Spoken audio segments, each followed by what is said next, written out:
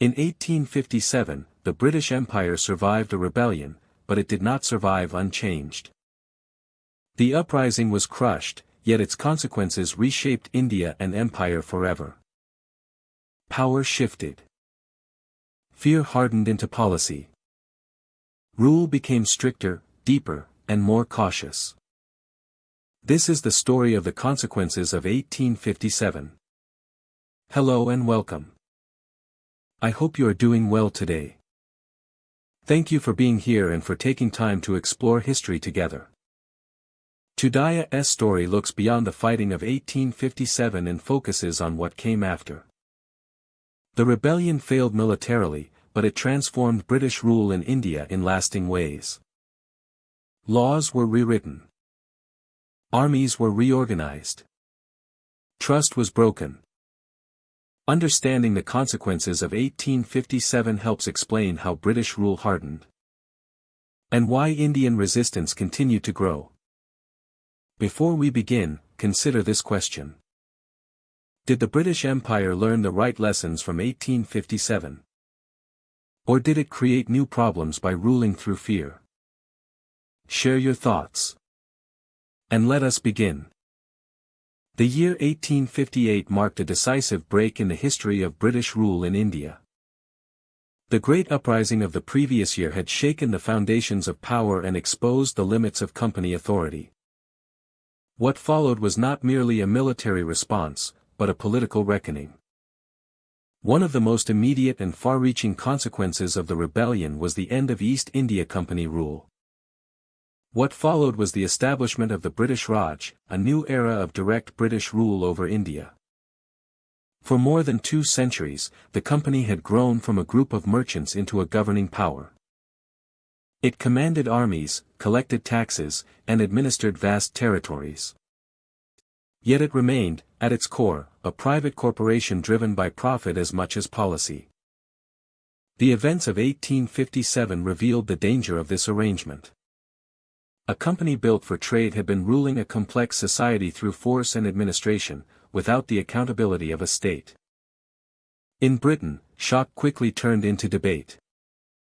News of rebellion, panic, and violent reprisals dominated public discussion. Questions were asked in Parliament and in the press. How had such a crisis been allowed to happen? Who was responsible for the failure of control? Increasingly, blame fell on the East India Company itself. British leaders argued that the company had mismanaged India. Its policies were accused of being insensitive, short-sighted, and focused on revenue rather than stability. Military organization was criticized. Administrative decisions were questioned. The rebellion was framed as evidence that company rule had become dangerous, not only to India, but to British interests. The idea that a private corporation should govern millions now seemed unacceptable. The scale of responsibility was too great, the consequences too severe. Many believed that only direct state control could prevent another disaster. The rebellion had forced Britain to confront the reality that empire could no longer be managed through commercial authority. In 1858, the decision was made. The British government formally dissolved the East India Company. Its long chapter of power and influence came to an abrupt end. Armies, territories, and administrative systems were transferred to the Crown. A structure that had shaped India for generations was dismantled in law, even if many of its practices remained. This transition was swift in principle, but complex in practice. Soldiers continued their duties under reorganized command. Courts and revenue offices carried on, now acting in the name of the Crown rather than a corporation. With the dissolution of the company, India came under direct British rule. Authority now rested with the monarch, represented by a viceroy in India. This shift marked the beginning of what became known as the British Raj. Power was centralized, formalized, and reshaped to reflect lessons learned from rebellion. The new system promised reform. British leaders declared that governance would be more careful and more respectful of Indian traditions. Princes were reassured that their remaining territories would be protected. Religious practices were publicly acknowledged as deserving respect. These promises were meant to stabilize rule and rebuild confidence. Yet the core reality remained unchanged. India was still governed without consent. Decision-making stayed firmly in British hands. The end of company rule did not bring self-government, but a stronger and more direct form of imperial control. The crown replaced the company, but authority remained foreign. For many Indians, the end of the company was met with mixed emotions. The company had long been resented as distant and exploitative. Its removal seemed like justice. Yet it was quickly clear that power had not been returned to Indian hands. It had simply changed shape. The British Raj inherited the structures built by the company. Revenue systems, legal codes, and military organization continued with adjustments.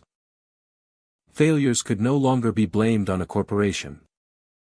The memory of 1857 shaped every aspect of the new regime. Fear of another uprising influenced policy and attitude. Military presence was strengthened. Surveillance increased. Administration became more cautious and more centralized.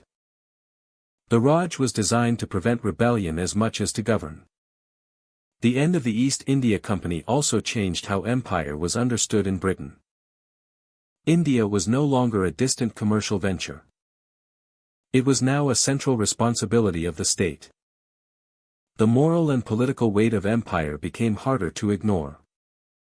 The British Raj sought stability through structure rather than partnership. Yet the legacy of the company did not disappear. The systems it created continued to shape Indian life. Economic patterns, land policies, and administrative habits carried forward. The Raj built upon foundations laid by company rule, even as it claimed to correct its failures. The dissolution of the East India Company stands as a turning point. It closed a chapter defined by trade turned into conquest. It opened another defined by direct imperial rule. The rebellion of 1857 made this transition unavoidable. For Britain, the end of company rule was an admission of error and a commitment to control. For India, it marked the loss of even the limited distance that had existed between ruler and state. Authority was now unmistakably imperial. The year 1858 reshaped the relationship between Britain and India.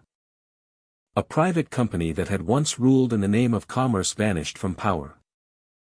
In its place stood the British Crown, ruling openly and directly. This moment did not end resistance or resolve grievances. It redefined them. The struggle that followed would no longer be against a company, but against an empire. The beginning of the British Raj was also the beginning of a new chapter in the long story of Indian resistance and identity. The end of the East India Company was not simply an administrative change. It was a recognition that power had outgrown its original form. The rebellion forced empire to reveal itself fully. What followed would shape India and Britain for generations to come. After 1858, the governance of India entered a new and decisive phase. The age of company rule ended, and authority passed directly to Britain. What had once been managed by a commercial enterprise was now claimed openly by the state. This change followed years of unrest and reflection. And it reshaped how power was exercised across the subcontinent. The transition was swift and deliberate. Britain sought to remove uncertainty and restore confidence in its rule. India was now governed in the name of the Crown, not through merchants and shareholders, but through formal imperial authority. This marked the beginning of what came to be known as the British Raj.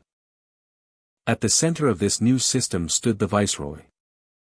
Appointed by the Crown, the Viceroy ruled as the monarch's representative, combining executive authority with symbolic power. From grand residences and administrative capitals, the Viceroy oversaw a vast network of officials responsible for governing millions of people. Administrative power was centralized with careful intent. Decisions flowed through clear hierarchies. Provinces were reorganized. Departments were defined. Civil servants followed standardized procedures that linked local districts to imperial centers. The goal was consistency, efficiency, and control. British officials dominated the highest levels of administration. They managed finance, law, and internal security. Revenue collection was refined and expanded. Legal codes were standardized. The machinery of governance grew more complex, reaching deeper into everyday life. Indian participation remained limited. Advisory councils existed, and selected elites were consulted. But real authority remained British. Representation was carefully managed. Debate was permitted, but decision-making stayed firmly in imperial hands. The Raj prioritized order over inclusion. Infrastructure supported this centralized system. Railways expanded rapidly, binding distant regions together. Troops, officials, and goods moved with new speed. Telegraph lines carried instructions across vast distances, shrinking time and space. Communication allowed the state to respond quickly and decisively. These developments changed how India was experienced by its rulers. Authority no longer relied on slow correspondence or local intermediaries. Power could be projected and enforced with precision. The presence of the state became constant, even in remote areas. British administrators presented this transformation as modern governance.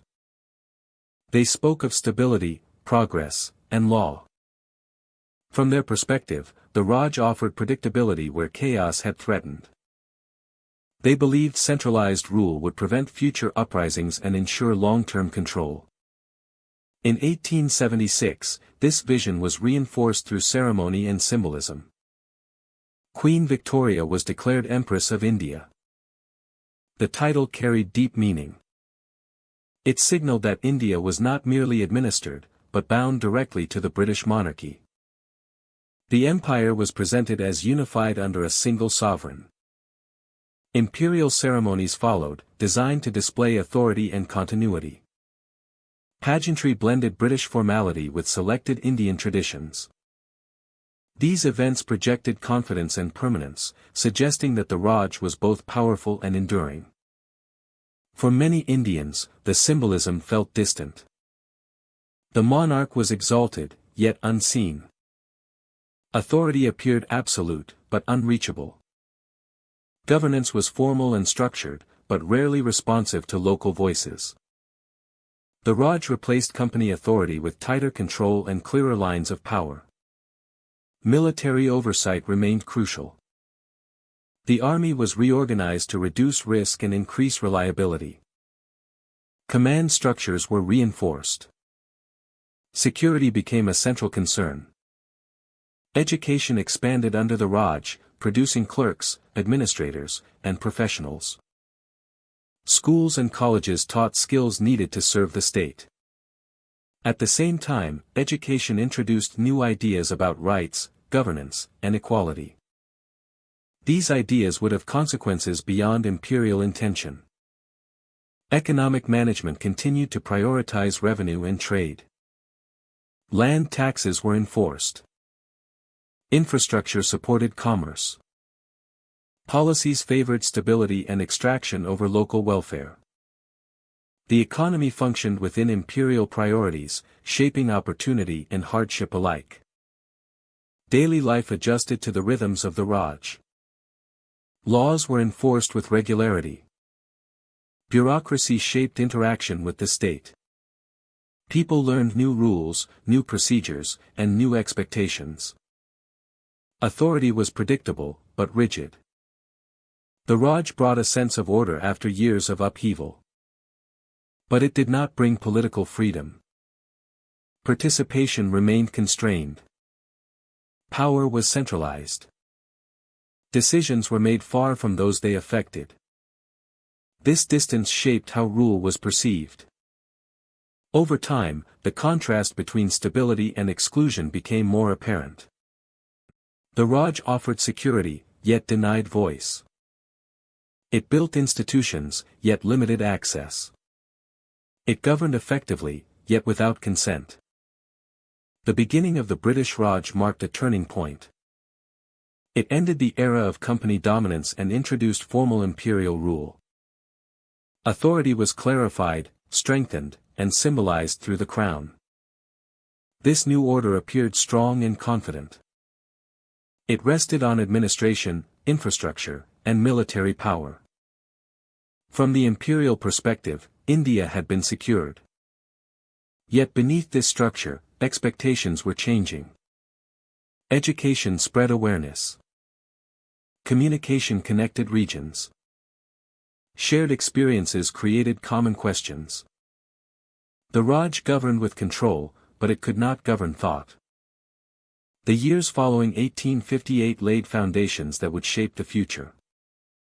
Centralized power replaced commercial rule. Formal governance replaced improvisation.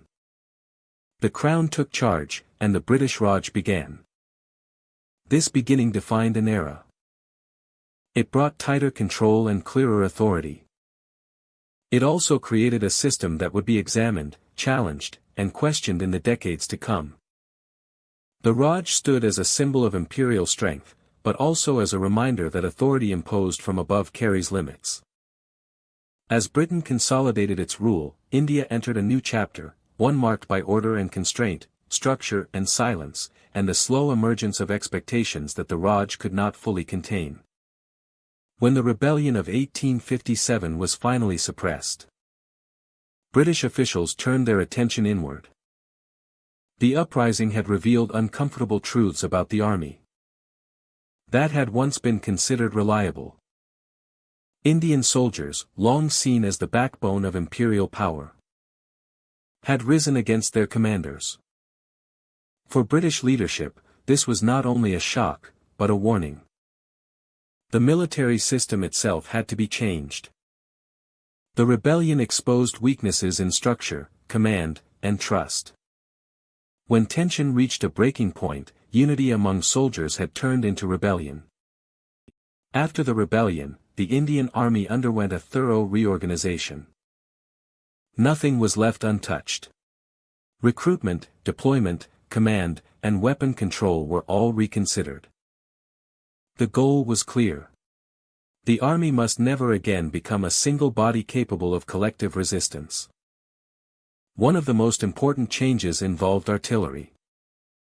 During the uprising, control of heavy weapons had proven dangerous when placed in Indian hands.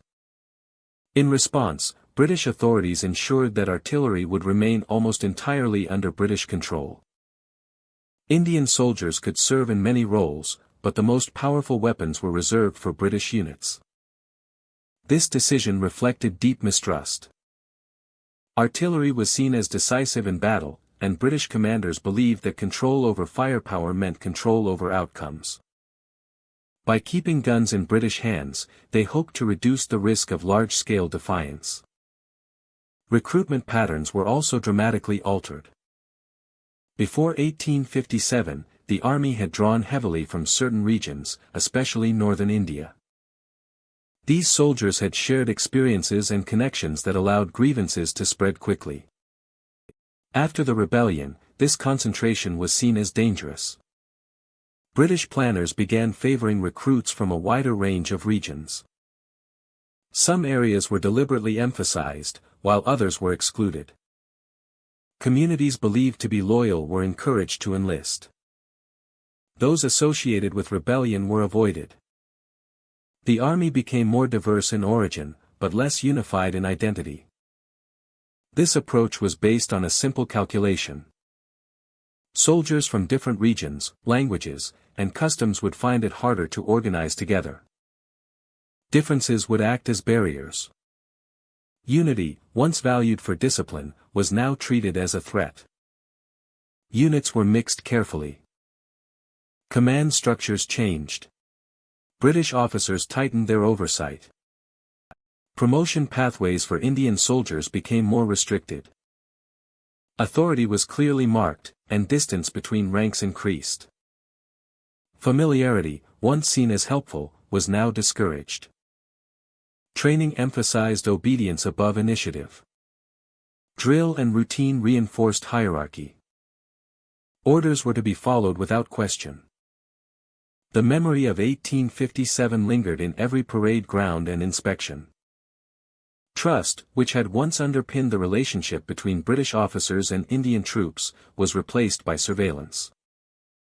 Reports were written, behavior monitored, and loyalty quietly assessed. Information flowed upward, creating an atmosphere of constant observation. Officers were instructed to watch for signs of unrest. Conversations were noted.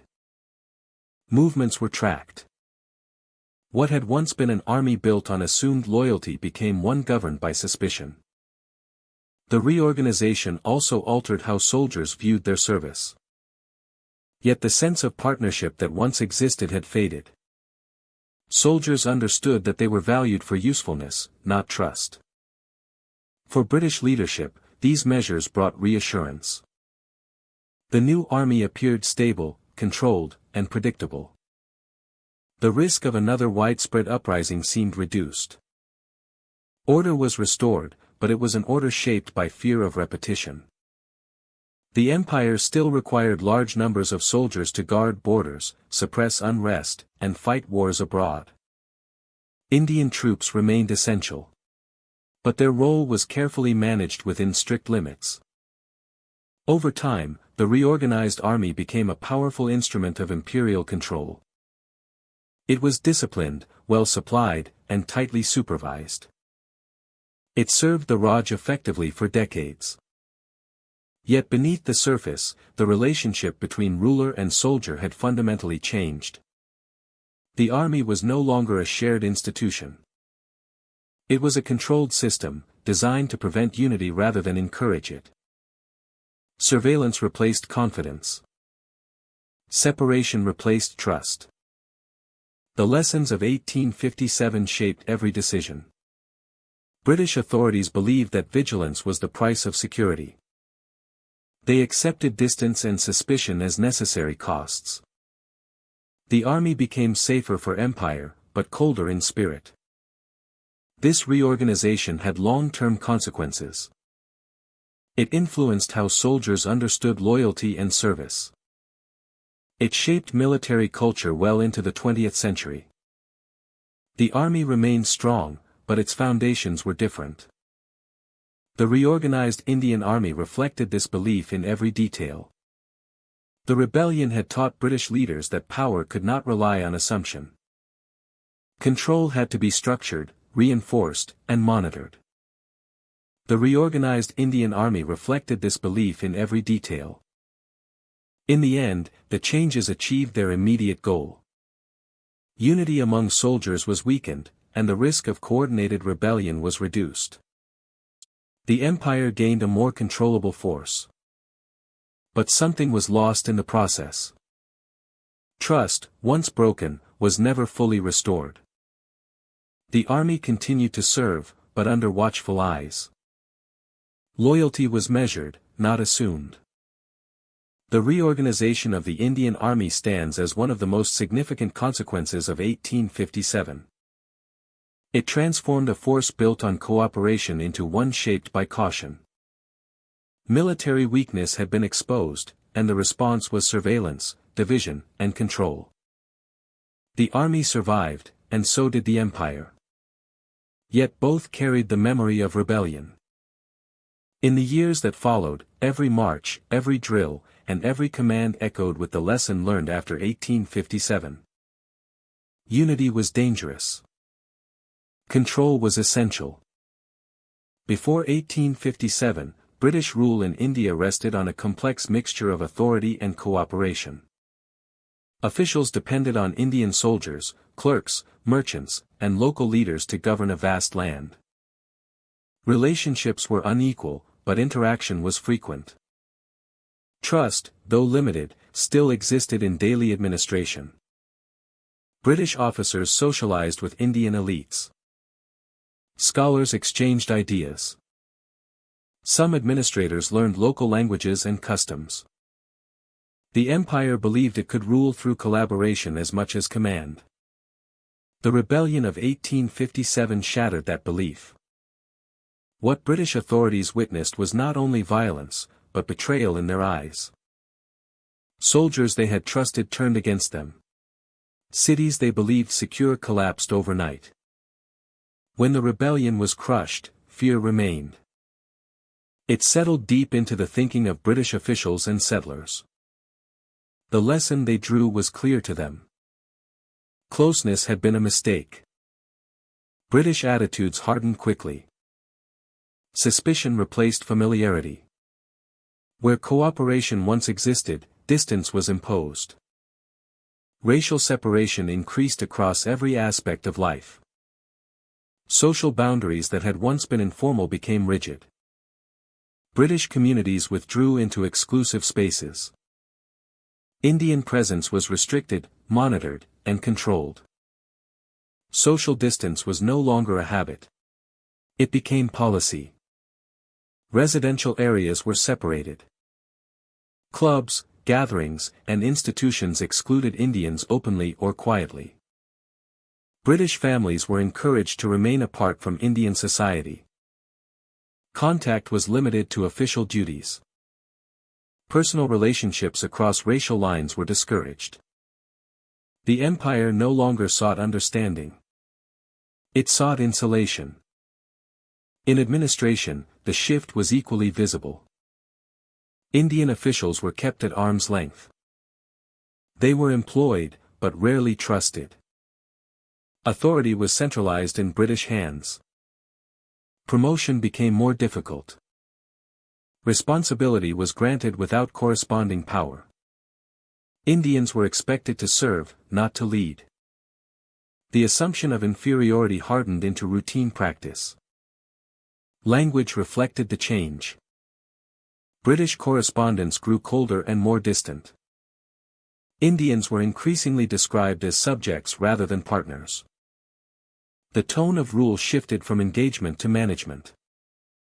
The army embodied this transformation most clearly. Indian soldiers remained essential, but suspicion surrounded them. Regiments were reorganized to prevent unity. British officers enforced strict separation. Social interaction between ranks was reduced. Trust was replaced by surveillance. Discipline became tighter. Loyalty was demanded, not assumed. British officers no longer believed shared service created shared interest. Instead, they believed distance ensured safety. The army functioned efficiently, but the bond between ruler and soldier weakened. In civilian life, discrimination became more pronounced. Public spaces reflected racial hierarchy. Access to facilities, transport, and services followed color lines. What had once been ambiguous became explicit. Educated Indians felt the change sharply. Despite qualifications and experience, they encountered barriers. Respect was conditional. Equality was denied. This treatment carried emotional weight. Humiliation replaced cooperation. Resentment grew quietly beneath enforced order. The empire appeared strong, but its foundations were altered. British fear shaped policy in subtle ways. Every gathering was watched. Every expression of opinion was evaluated for threat. Trust was replaced by constant vigilance. The rebellion had taught the British to expect danger everywhere. This expectation shaped governance for decades. Policies were designed to prevent unity among Indians. Division was seen as security. British officials avoided engagement with Indian customs. They governed through regulation rather than understanding. Misinterpretation became common. Ironically, this distance undermined stability. By withdrawing socially, the British lost insight into Indian society. They ruled more blindly than before. Fear narrowed perspective. Indians noticed the change immediately. The tone of authority felt colder. Opportunities shrank. Respect vanished from interaction. What had once been resentment now became memory. Stories of exclusion passed through families and communities. Humiliation became collective experience. The divide widened. British rule after 1857 was more controlled, but less confident. Power relied on systems, not relationships. Surveillance replaced dialogue. Order replaced cooperation. Before the rebellion, partnership had been imperfect but present. Afterward, partnership was rejected entirely. Fear convinced the rulers that distance equaled safety. But distance also erased legitimacy. The British increasingly saw themselves as guardians over a population they did not trust. Indians increasingly saw the British as rulers who did not respect them. This mutual suspicion hardened into structure. Over time, the consequences became unavoidable. Racial separation limited loyalty. Social distance weakened moral authority. Governance became efficient but hollow. British attitudes had changed permanently. The rebellion had ended cooperation as a guiding principle. Fear reshaped relationships at every level. Rule became defensive rather than confident. This shift did not end resistance. It nurtured it. By denying partnership, the empire encouraged opposition. By ruling through suspicion, it deepened alienation. The legacy of these attitudes endured long after the rebellion faded. They shaped politics, identity, and memory. They influenced how Indians understood empire itself. The British ruled India after 1857 with greater control, but less connection. Partnership was abandoned. Suspicion became the foundation of rule. The empire lost something it would never recover. After the great upheaval of the mid-19th century, British governance in India entered a new phase. The lesson drawn from crisis was clear to those in power. Governance grew more centralized. Authority flowed from the top with greater clarity and less ambiguity. Decisions were no longer left to dispersed agents with wide discretion. Instead, power was organized into a tighter hierarchy, designed to prevent uncertainty and delay. The aim was predictability, not flexibility. At the center of this system stood the Indian civil service. Its expansion marked a defining feature of the new administrative order. Selected through rigorous examination and trained for governance, civil servants became the backbone of imperial rule. They were expected to be impartial, disciplined, and loyal to the system they served. District officials gained increased power. These officers represented the state at the local level, acting as administrators, magistrates, and supervisors of revenue. Their authority touched nearly every aspect of daily life. Land records, taxation, and justice all passed through their hands. In many areas, the district officer became the most visible face of government. This concentration of responsibility was intentional. Strong district administration was seen as the key to preventing unrest. By ensuring that authority was present and decisive in every region, the government aimed to close gaps where resistance might grow. Efficiency was valued over consultation. Speed mattered more than dialogue. Policing expanded. Surveillance improved. Systems of reporting and intelligence were strengthened. The memory of rebellion shaped policy, encouraging vigilance even in times of calm. Peace was defined as the absence of disorder, not the presence of consent.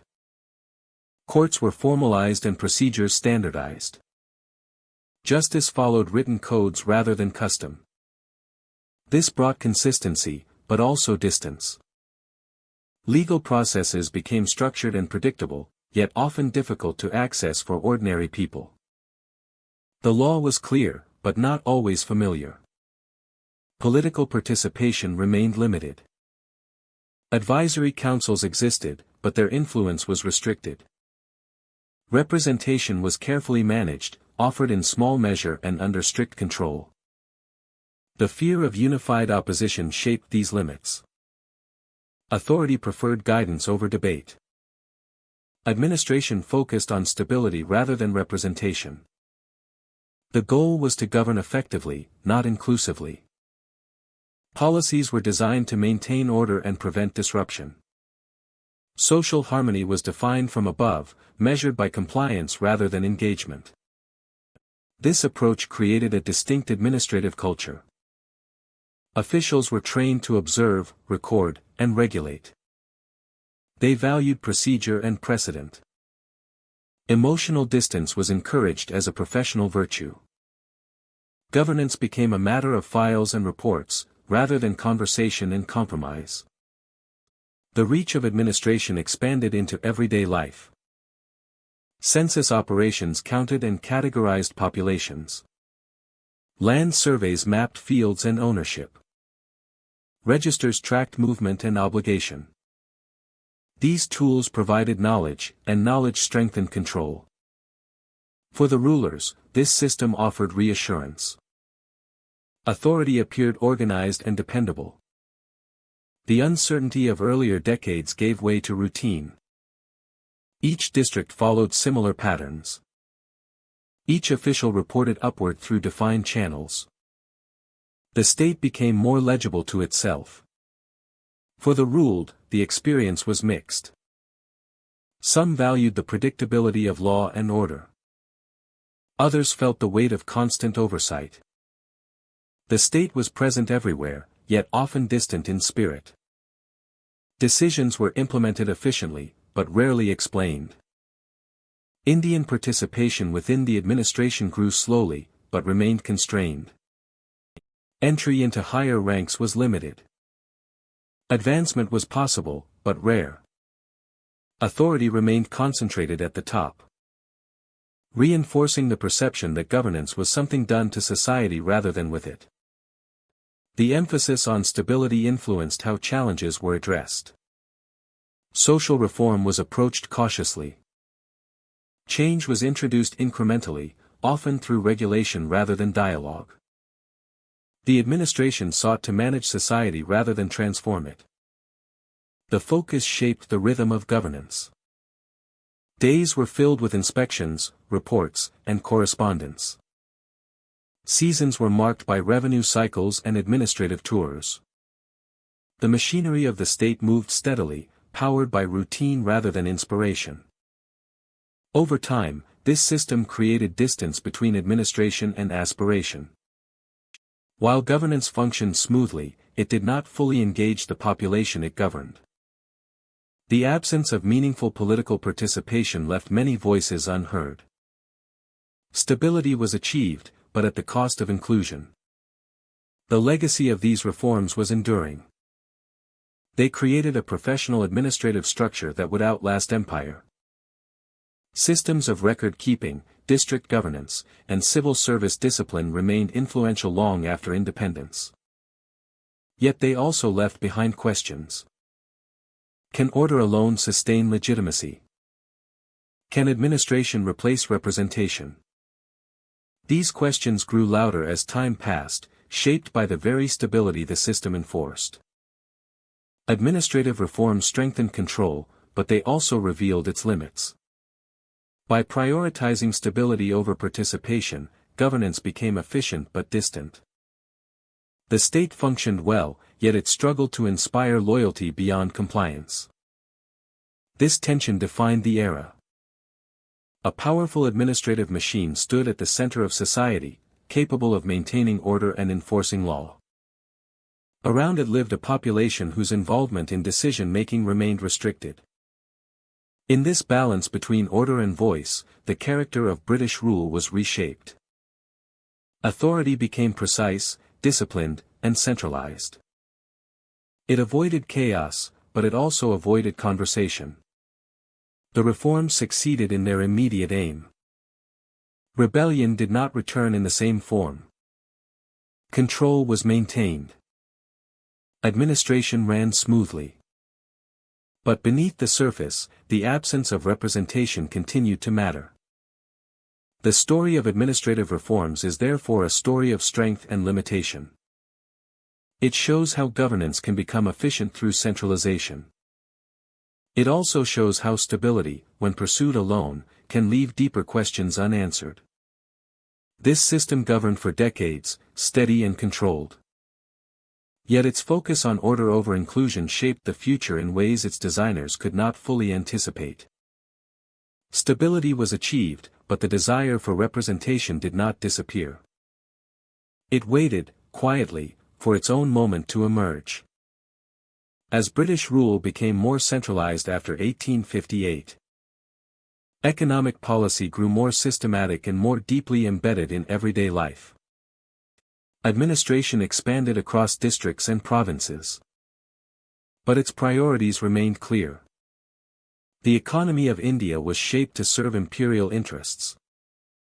Ensuring steady revenue, reliable raw materials, and stable markets for British goods. Land revenue systems formed the backbone of this structure. Policies developed under company rule continued under the Crown with only minor adjustments. Assessments were fixed, collections enforced, and payment demanded regardless of circumstance. For farmers, the land became not only a source of survival, but a constant obligation. Cash payments were required even in years of poor harvest. This forced cultivators to rely on moneylenders and traders, drawing them into cycles of debt. Land that had sustained families for generations slipped into new hands. Ownership patterns changed, often favoring those connected to revenue systems rather than those who worked the soil. Agriculture itself shifted further toward cash crop production. Cotton, jute, tea, coffee, indigo, and opium expanded across vast areas. These crops fed factories and markets far beyond India. Fields that once produced food were redirected toward export commodities, tying local survival to global prices. For administrators, this specialization appeared efficient. It increased trade and generated income. For rural communities, it reduced flexibility. When prices fell or weather failed, there was little room to adapt. Dependence on single crops increased vulnerability rather than security. Traditional Indian industries declined further during this period. Textile weaving, metalwork, and craft production struggled to survive in markets flooded with British manufactured goods. Factory-produced cloth was cheaper and widely available, undermining local artisans. Workshops closed quietly. Skills passed down through generations lost value. Entire communities built around craft production faced decline. Urban centers that had once thrived on artisanal trade stagnated as economic focus shifted outward. Trade policy reinforced this imbalance. Indian raw materials were exported, while finished goods were imported. Tariff structures favored British manufacturers. India became a supplier of resources and a consumer of imperial products, locking the economy into an unequal relationship. Infrastructure expanded rapidly, often cited as evidence of progress. Railways stretched across the subcontinent, ports grew busier, and roads connected remote regions to administrative centers.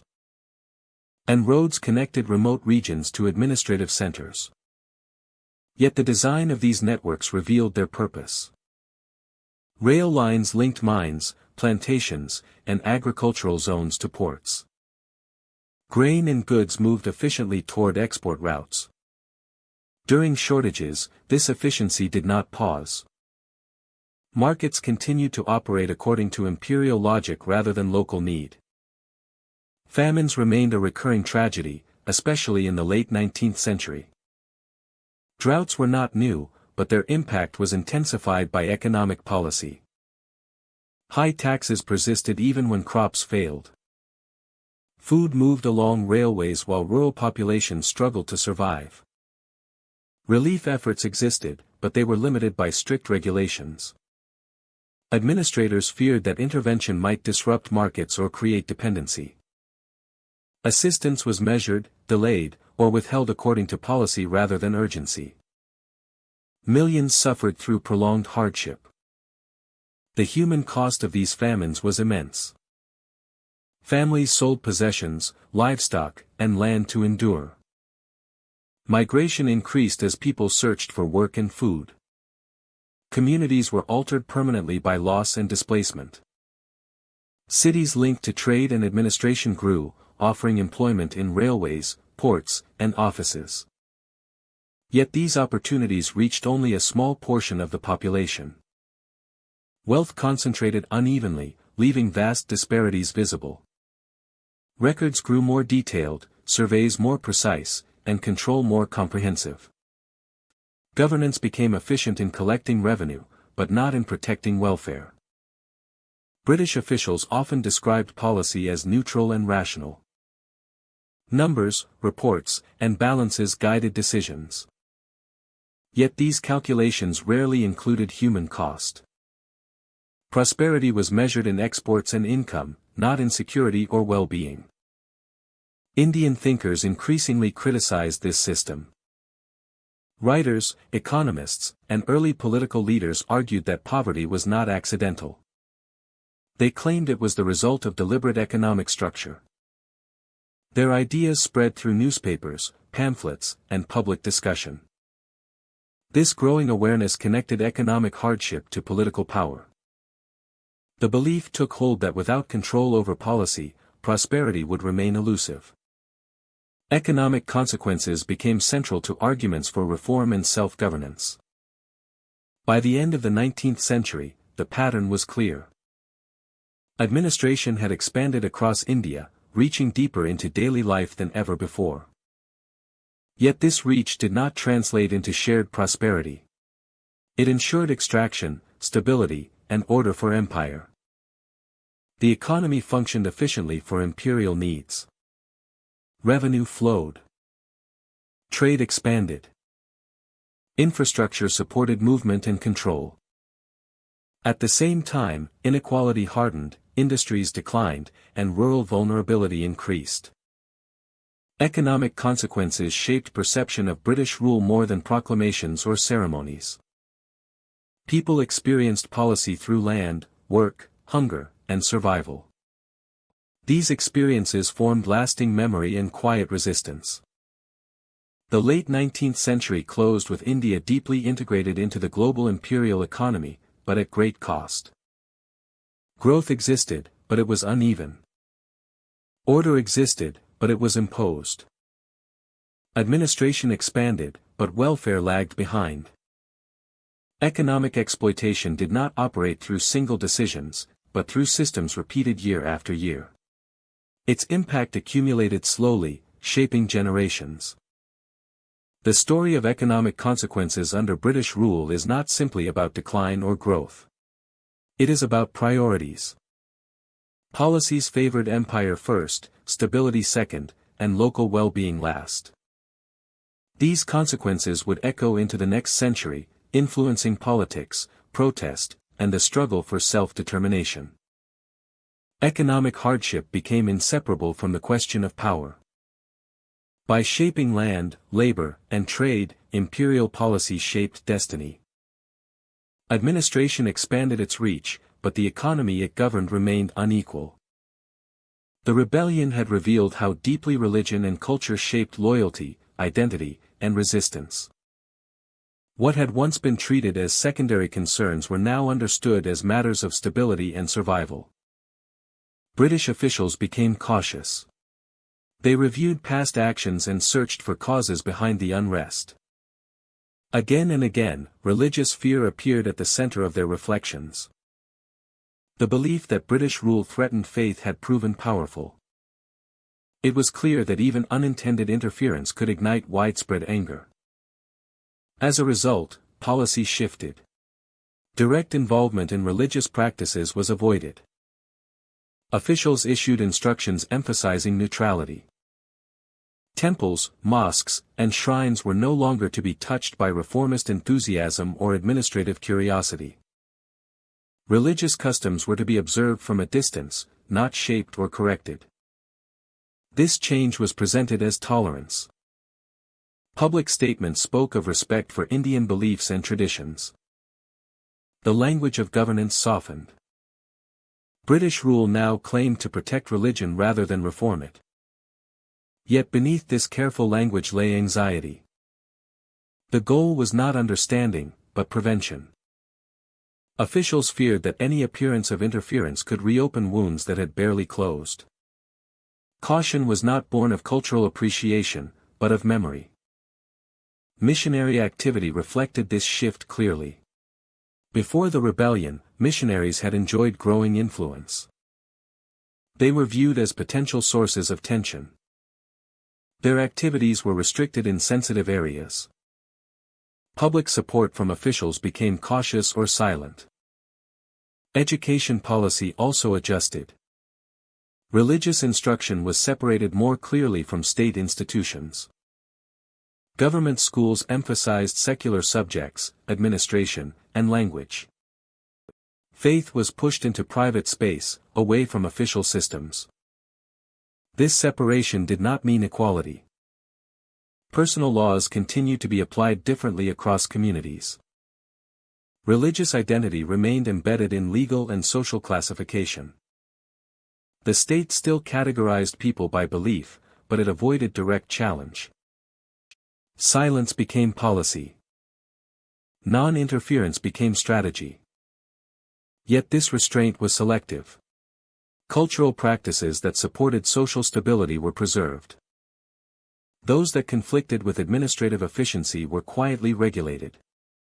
The state did not disappear from religious life. It simply learned to act indirectly. The memory of the greased cartridge controversy remained vivid. A small issue had escalated into a crisis because it touched belief. Officials did not forget this lesson. They became alert to rumor and perception. Even false ideas were treated as dangerous if widely believed.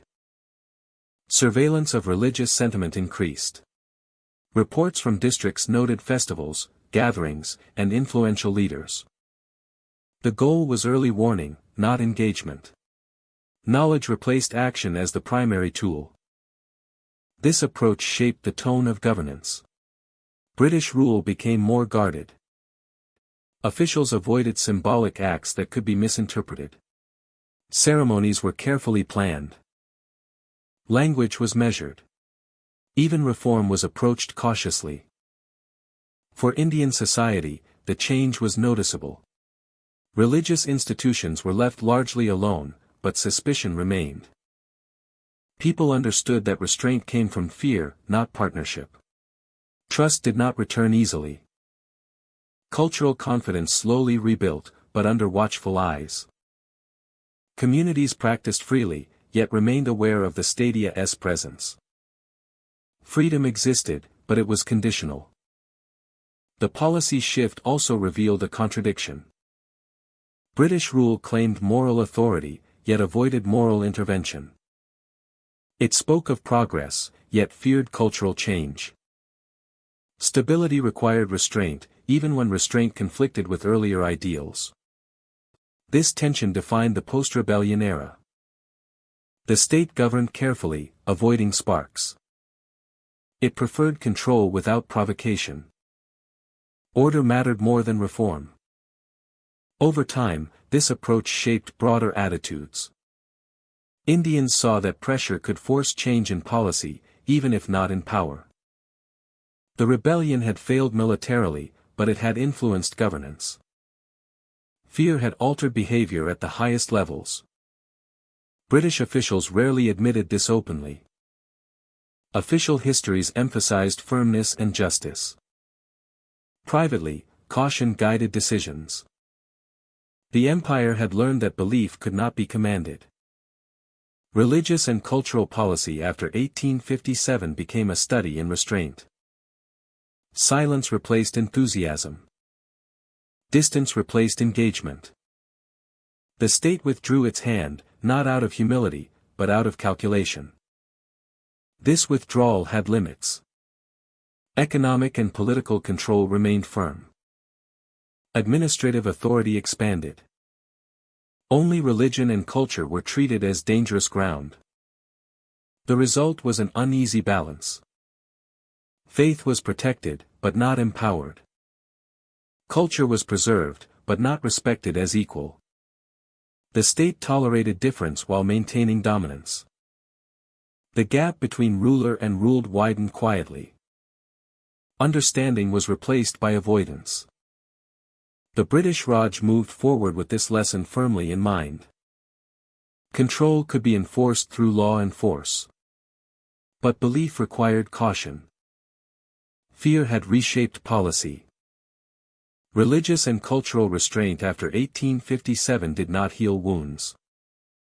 It covered them. It reduced immediate risk, but did not rebuild trust.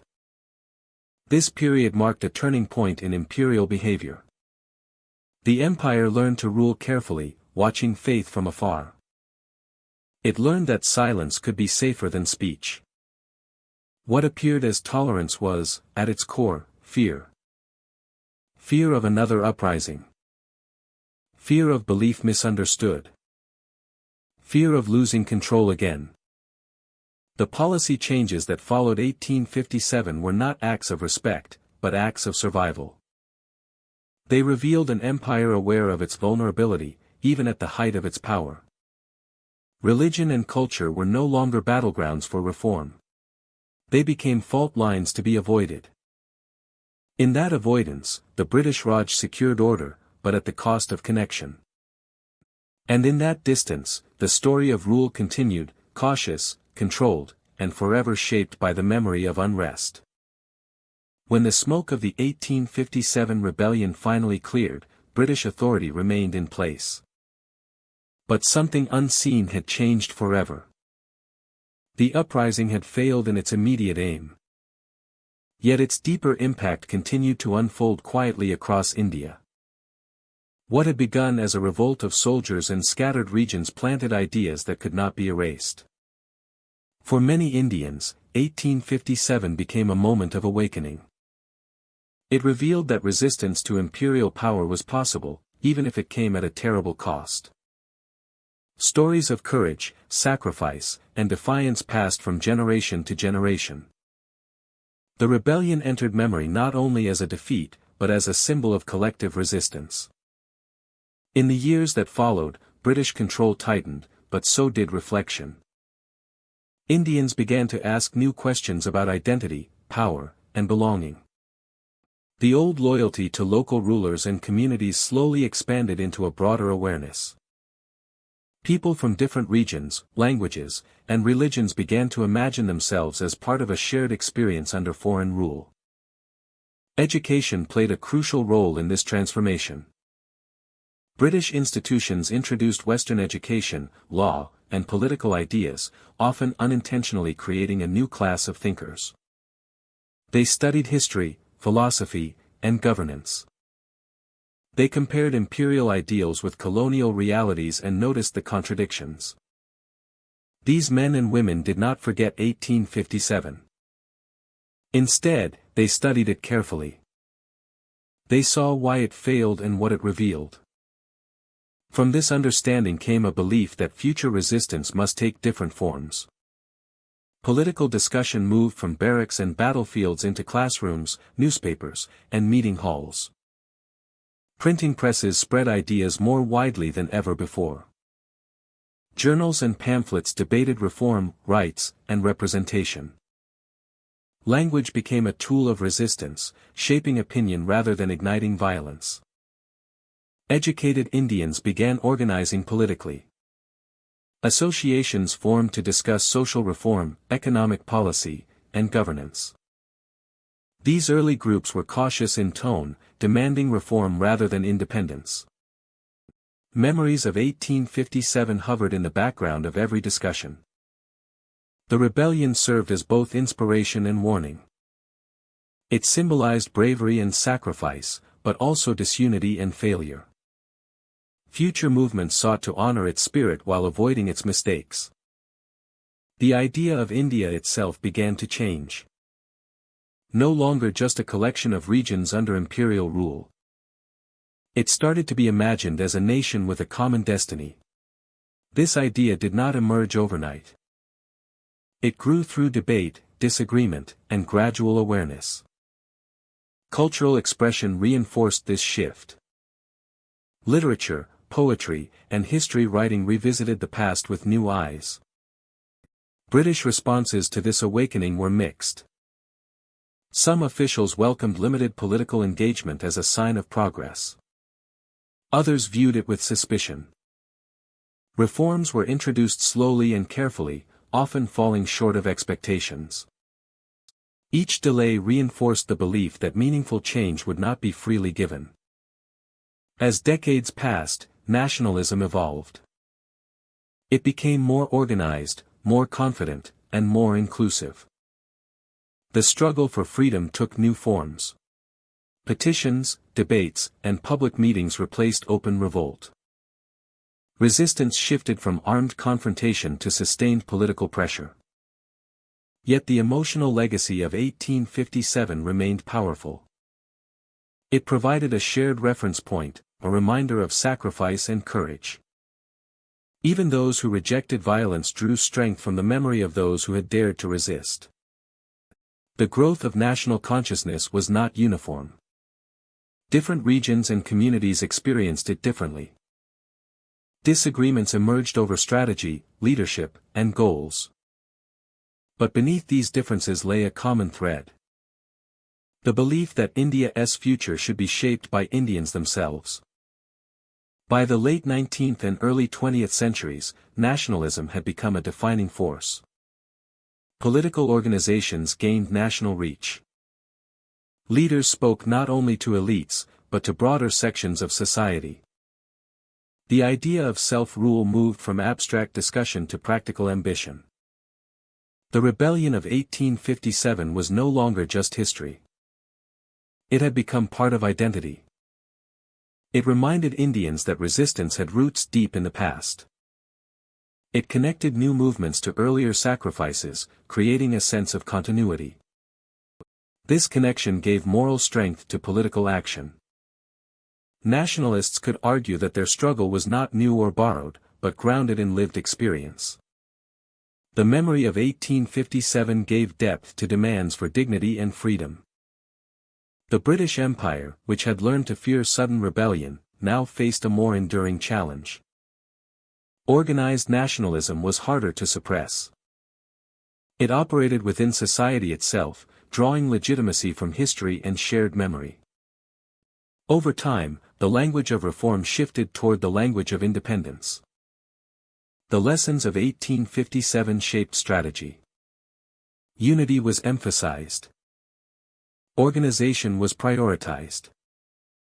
Violence was debated carefully. The struggle became patient, persistent, and wide-reaching. The growth of Indian national consciousness did not erase the pain of past defeat. Instead, it transformed it into purpose. Failure became foundation. Memory became momentum. The rebellion had shown what resistance looked like in its rawest form. Nationalism refined that resistance into a movement capable of enduring decades. It carried forward the spirit of defiance while adapting to new realities. In this way, 1857 lived on. Not as an unfinished revolt, but as the beginning of a long journey. A journey in which Indians learned to see themselves as a people with a shared past and a shared future.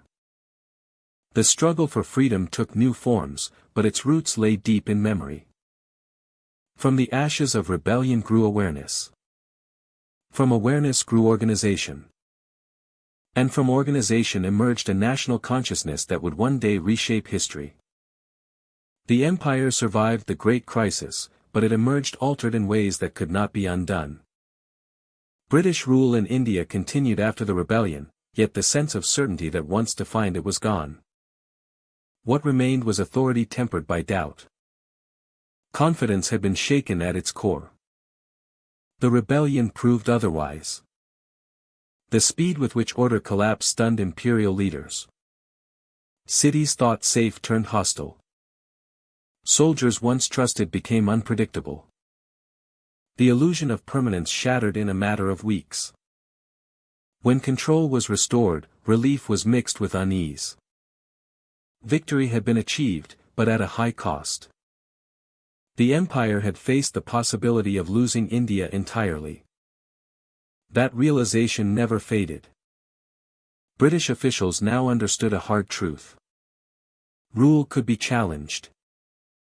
Authority could fracture. Power depended not only on strength, but on fragile assumptions. From that moment, policy shifted. Reform gave way to prevention. The goal was no longer improvement or partnership. It was security. Every decision was filtered through memory. Administrators asked not what was just or progressive, but what was safe. Risk avoidance became central to governance. Trust was replaced by control. Recruitment was redesigned to prevent unity. Discipline was intensified, and separation enforced. Surveillance expanded within the ranks. Officers were trained to watch not only behavior, but attitude. Loyalty was measured constantly. Silence was no longer reassuring. In administration, similar patterns emerged. Authority was centralized to reduce uncertainty. Local discretion was limited. Power moved upward, away from those closest to the population.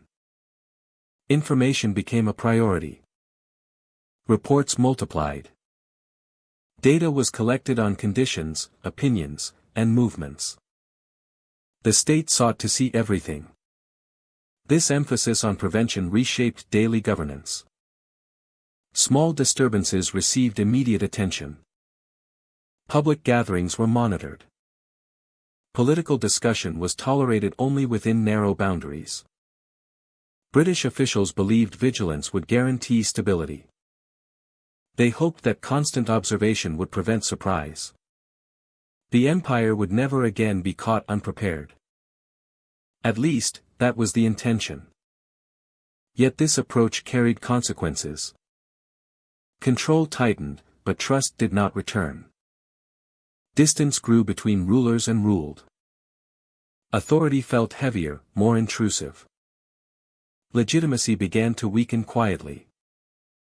Laws were enforced, but acceptance declined. Obedience continued, but belief faded. People complied without conviction. British confidence had once rested on a sense of moral right. The idea that rule brought order and progress. After the crisis, this belief was harder to maintain. Doubt crept into official thinking. Fear influenced tone as well as policy. Correspondence grew cautious. Language shifted from certainty to control. Officials spoke less of partnership and more of management. The empire still projected strength. Troops marched. Flags flew. Administration functioned. But beneath this display lay anxiety. Every rumor was treated seriously. Every sign of dissent was examined closely. The past loomed over the present. This constant vigilance created rigidity. Systems designed to prevent uprising struggled to adapt. Change became slow and defensive. Opportunities for reform were missed. Indian participation in governance expanded only cautiously. Inclusion was permitted, but limited. Authority remained tightly guarded. Trust was withheld. The result was a paradox. The empire appeared stable, yet it felt insecure. Control was stronger, but confidence was weaker. The machinery of rule worked, but its spirit was altered. British officials knew that fear could not be erased. They believed caution was necessary for survival.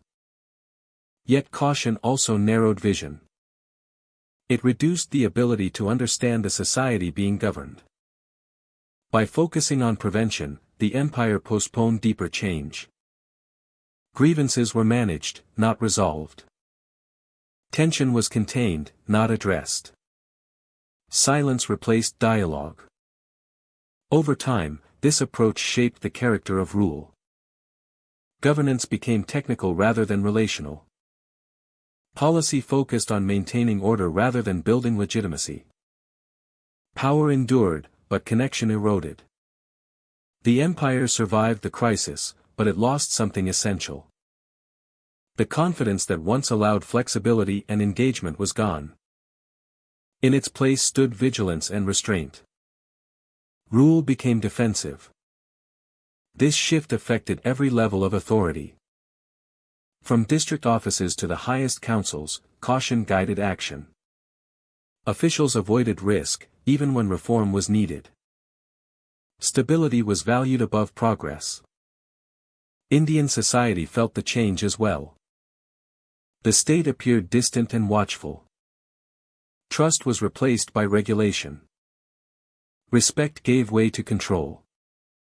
As years passed, the memory of rebellion remained a silent influence. It shaped laws, attitudes, and decisions. The empire moved forward, but always looking back. Fear became a constant companion. British confidence had not vanished entirely. Power was still exercised. Authority remained intact. But the belief in unquestioned dominance was gone. The empire now ruled with awareness of its limits. It knew that obedience could turn into resistance. That loyalty could be conditional. That control required constant effort. In this way, the rebellion changed the nature of British rule forever. It survived, but it no longer ruled with ease. It governed through caution rather than certainty. Through prevention rather than reform. Control tightened, but legitimacy weakened. The empire stood, yet its foundations were altered. Confidence, once taken for granted, had been shaken. And that loss would shape the future of rule in India. The events of 1857 did not fade with the smoke of battle or the restoration of order. Their consequences stretched far beyond the 19th century, shaping attitudes, policies, and ambitions for generations to come. What began as a rebellion became a turning point, quietly redirecting the course of Indian history. In the years that followed, British rule hardened in response to fear. Authority became more rigid, more cautious, and more centralized. The ease that once characterized governance disappeared. Power was no longer exercised with confidence, but with constant awareness of vulnerability. The memory of uprising lingered in every decision. Administration tightened its grip. Surveillance increased. Law and order were prioritized above all else. Policies were crafted to prevent unity among the ruled and to ensure that resistance could not easily take collective form again. Stability was enforced, even when it came at the expense of trust. This rigidity altered the nature of empire. British rule after 1857 was less experimental and less flexible. It relied heavily on procedure, hierarchy, and control. Dialogue narrowed. Participation remained limited. The state became efficient, but distant. At the same time, Indian resistance began to change. The failure of the rebellion revealed the limits of spontaneous uprising. It showed that courage alone was not enough. Without coordination, shared leadership, and long-term strategy, resistance could be defeated even when widely supported. This realization shaped the future. Indian resistance did not disappear after 1857. It transformed. Memory replaced momentum. Reflection followed action. The lessons of defeat were studied quietly. Passed through discussion, writing, and debate. The rebellion became a reference point. It was remembered not only for its drama, but for what it taught. It revealed the importance of unity across region and community. It highlighted the danger of division. It showed that enduring change required organization, patience, and shared purpose. Over time, resistance moved from the battlefield to the public sphere. Ideas gained prominence. Education, debate, and association became tools of challenge. The desire for dignity and self-rule found new forms of expression. Shaped by the understanding that direct confrontation alone carried heavy cost. British rigidity, in turn, created conditions for this evolution. By limiting representation and voice, the state unintentionally encouraged political awareness. Exclusion sharpened focus. The absence of dialogue pushed resistance toward alternative paths. The long-term impact of 1857 can be seen in how later movements defined themselves. They emphasized unity where rebellion had fractured. They valued planning over spontaneity. They sought legitimacy through mass participation rather than isolated revolt. The memory of the rebellion also shaped identity. It became part of a shared historical consciousness, reminding people that resistance had roots and sacrifice had precedent. This memory did not always call for repetition, but for refinement. British authorities were never able to fully escape the shadow of 1857. Every sign of unrest was measured against it. Every reform was designed with caution. The fear of another rupture influenced governance for decades. On one side stood a rigid administrative state, determined to prevent disorder. On the other stood a society increasingly aware of its collective strength and historical experience. This tension between control and aspiration defined the late colonial period. The rebellion changed the course of history not by ending rule, but by altering its trajectory. It transformed the relationship between authority and opposition. It forced both sides to adapt, to rethink assumptions, and to adjust methods. Its leaders might not have emphasized unity so strongly. Its strategies might have leaned more toward confrontation than negotiation. Its understanding of power might have been less nuanced. Without 1857, the later independence movement would not have taken the same shape. Its leaders might not have emphasized unity so strongly. Its strategies might have leaned more toward confrontation than negotiation. Its understanding of power might have been less nuanced. Without 1857, the later independence movement would not have taken the same shape. Its leaders might not have emphasized unity so strongly. Its strategies might have leaned more toward confrontation than negotiation. Its understanding of power might have been less nuanced. Without 1857, the later independence movement would not have taken the same shape. The rebellion taught that empire was not invincible, but it also taught that resistance required discipline and vision. These lessons became foundational.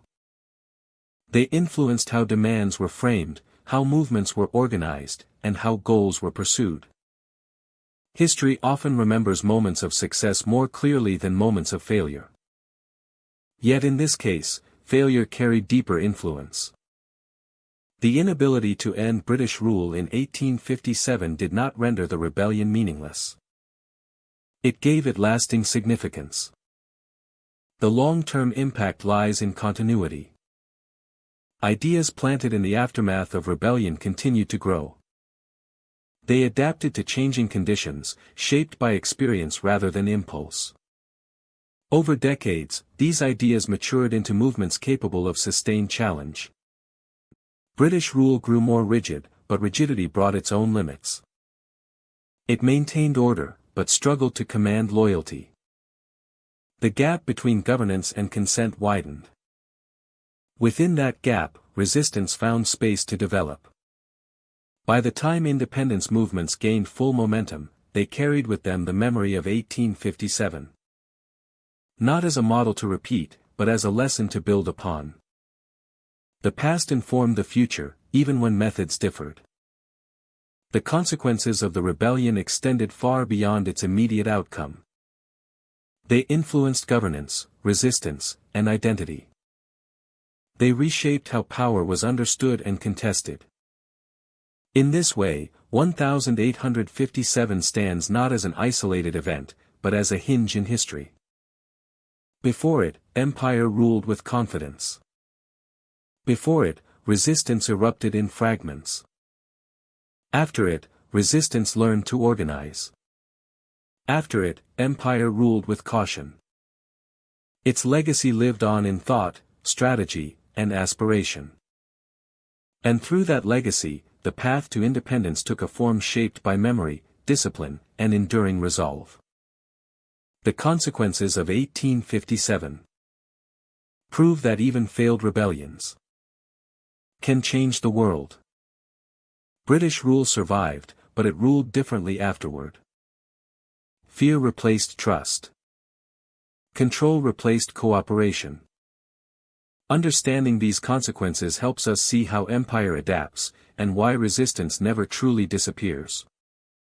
Thank you for listening and for walking through this important chapter of history. May remembering the past help us understand the forces that shape our world. Until next time, take care, and stay curious.